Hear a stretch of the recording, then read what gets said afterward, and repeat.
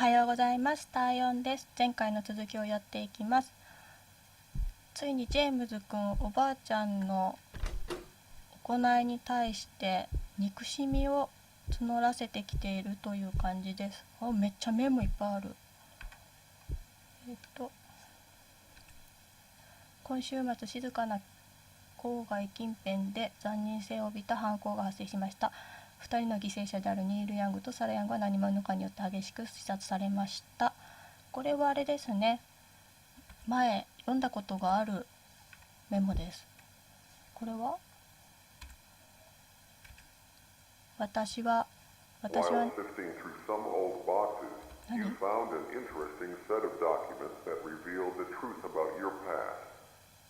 Your grandparents were involved in an accident that killed your grandfather and your infant brother. It wasn't your grandmother's fault entirely, but your parents couldn't help but put the blame on her. With no family or friends left, living a hopeless and bleak existence, your grandmother decided to murder them. With your parents out of the way, she could raise you all by herself.Her desire was selfish and evil. That was all you needed. A way to justify her death. A way to break the burden of taking care of her. Do you remember what you did? I'll walk you through it once more, just in case you've forgotten.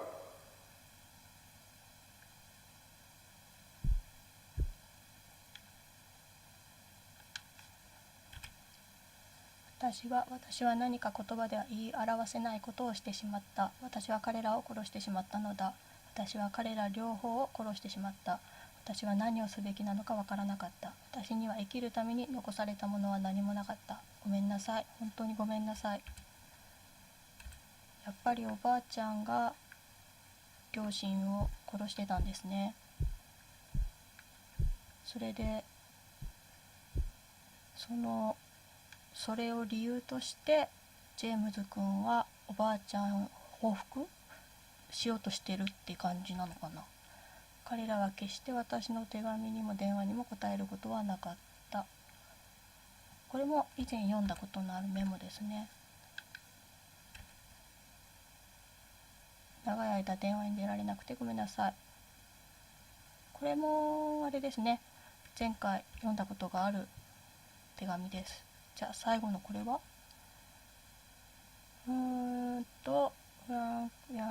割とこれもそうですね。一番最初に読んだやつかな。どこ行くんだ。ジェームズ君、おばあちゃんを殺しちゃうのかな。自分がやったことを思い出せ的なことを言ってましたよね。おばあちゃんにいつか殺されちゃうのかと思ってたけど逆なんだ。ジェームズがおばあちゃんを殺すんだ。赤い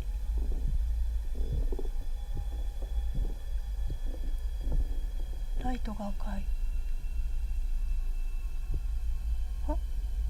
メモがこんなとこに。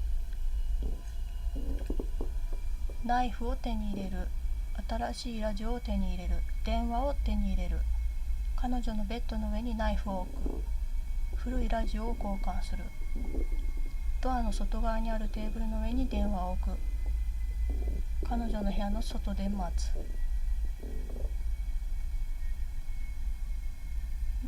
まずナイフとラジオと電話を手に入れてるんですね。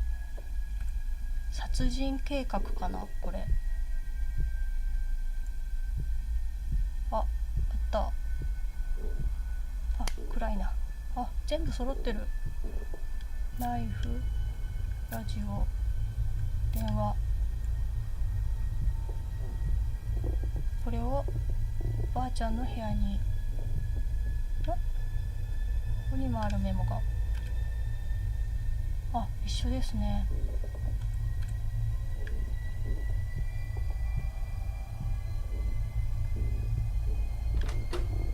おばあちゃんの部屋。結構普通だね。ナイフを置いてラジオを取り替える。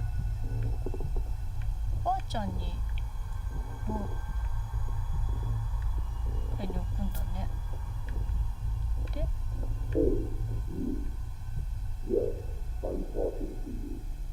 Are you listening to me? I know that I might seem suspicious, but for now, I'm going to need you to trust me. Are you in pain?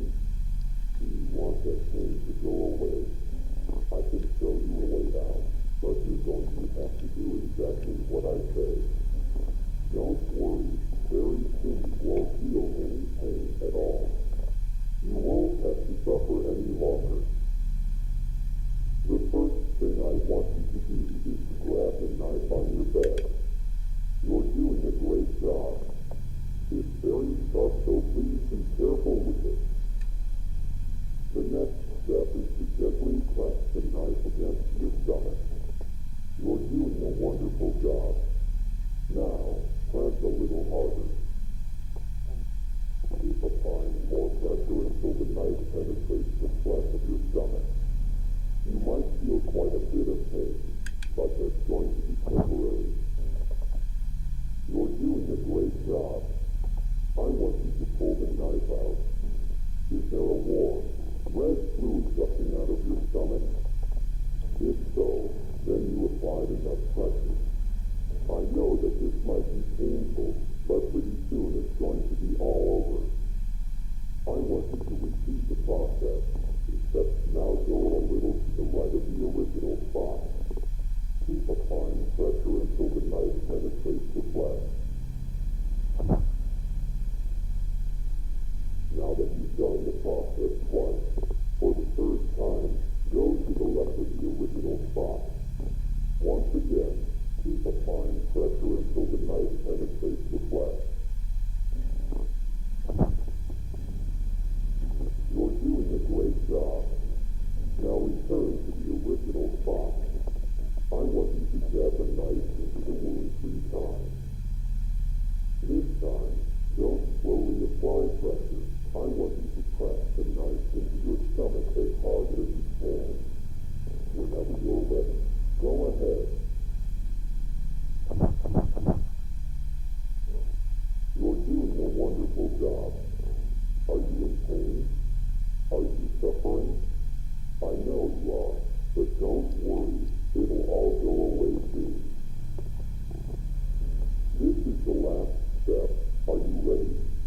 All you have to do is to repeat the process, except this time, press the knife against your neck. Whenever you're ready, just quickly thrust the knife into your neck. Then very soon, all the pain will go away. That's it. Let it all go. Pass on into the next world, wherever that might be. Goodbye. I can guarantee you will not be missed.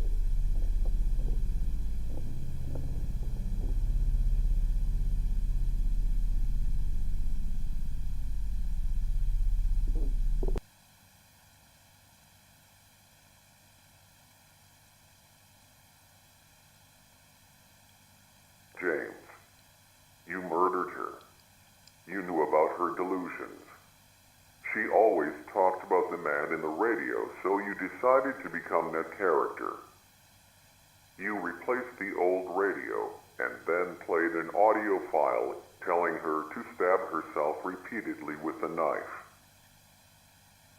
You knew she was delusional and had episodes of schizophrenia. She followed your instructions and eventually bled to death due to her self-inflicted injuries. Since all the evidence pointed to a suicide, you weren't charged with anything. You finally got what you wanted. You were finally free. You might be wondering how exactly you ended up dead. Well, for the first few months, you lived your life carefree. You actually enjoyed life to some extent, not being tied down by an ill relative. But eventually, that all came crashing down. It started off with brief, horrific, gruesome nightmares.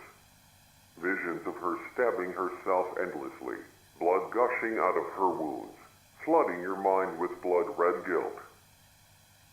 Slowly, these nightmares leaked into your daily life. You'd see her out of the corner of your eye, whether you were driving, walking down the street, or at work. Even though you killed her, she never really left. She lived in your mind and haunted you every day until you eventually couldn't fall asleep. Every time you closed your eyes, even for the briefest of moments, she'd manifest in your subconscious. Eventually, you went to the hospital and you were prescribed sleep medicine, but that only suppressed the issue. Slowly, your body adjusted to the medicine and you needed to increase the dose for the medicine to be effective. This process kept repeating until you were taking multiple times the recommended amount. You were addicted until one night you overdosed on sleep medication. Right now, in this moment, your physical body is currently in a hospital bed, hovering between the thin line of life and death. You're still probably wondering why you're here in God's basement. I'll finally tell you who I am and what this place really is. God's basement is a realm for those who have committed great sin but are still redeemable. The individuals that arrive in God's basement relive their own versions of hell, allowing them to reflect on their life and watch their slow descent into evil. Their resentment, hate, bitterness, and jealousy accumulate until those emotions manifest themselves through atrocious acts, yours being murder. You were backed into a corner, watching your life slowly pass you by. All those opportunities you sacrificed. All that potential wasted. You became bitter and resentful. Many could sympathize with you. Many might have even done the same. You were hopeless.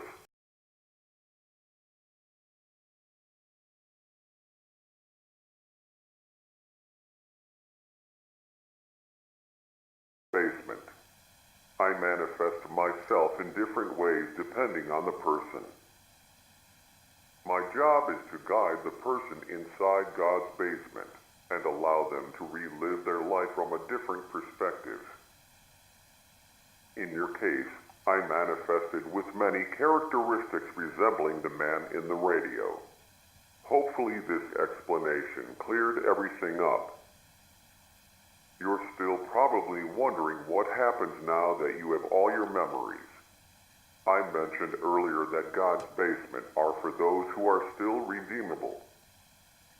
Even though you committed an atrocious sin, you were trapped in a hopeless existence. Also, the person you killed wasn't really your grandmother. She was a shell of her former self. Your grandmother died long ago. Part of you wanted to see her suffering cease. Your crime was both cruel and merciful at the same time.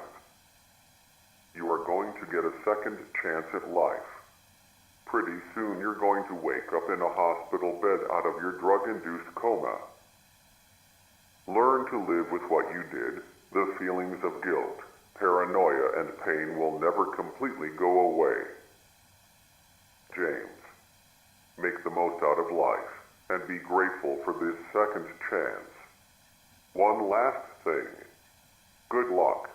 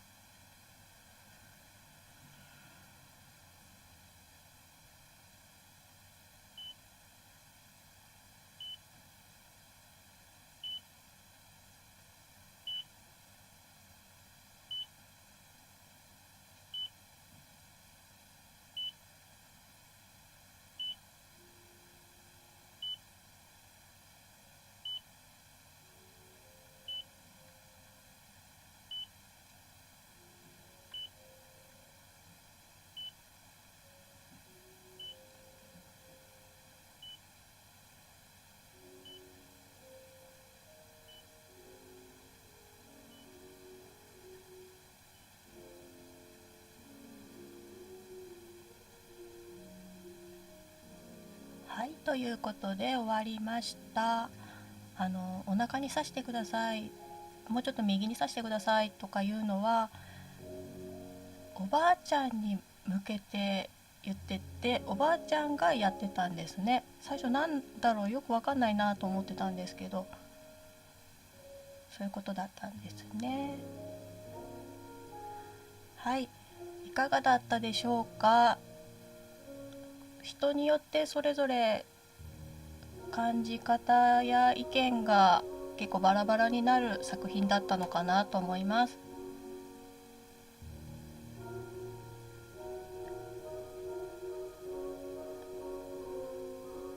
おばあちゃんかなこれ。はい、ということでゴッツベースメント最終回となりました。今まで見ていただいてありがとうございました。それでは失礼いたします。